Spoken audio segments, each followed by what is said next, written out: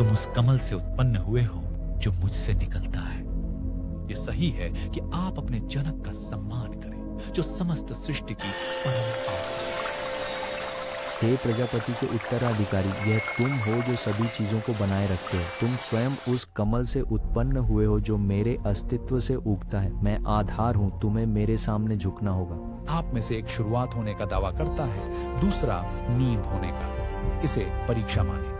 जो इस स्तंभ की शुरुआत या अंत को खोज सकेगा उसे सर्वोच्च माना जाएगा।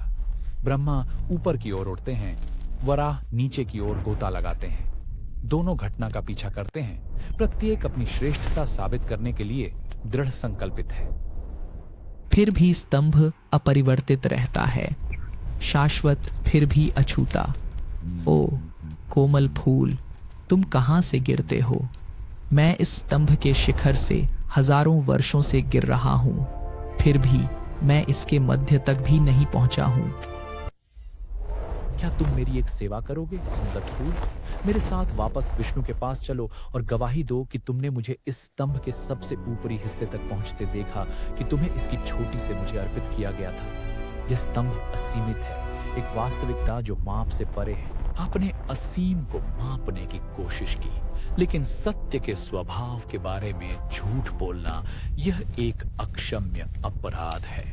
हे सृष्टिकर्ता, तुम्हारे छल के लिए तुम अब नश्वर दुनिया में पूजा के मुख्य पात्र नहीं रहोगे। तुम, हे विष्णु, अपनी सीमाओं को स्वीकार कर और सत्य बोलकर सच्ची बुद्धिमत्ता दिखाइए। तुमने समझ लिया है कि मैं बिना आरंभ और अंत के हूं। इसके लिए तुम्हारी पूजा मेरी बराबरी में की जाएगी और तुम झूठी गवाही देने के लिए हमेशा के लिए शापित रहोगे। आज से तुम्हें मेरी पूजा में कभी नहीं चढ़ाया जाएगा।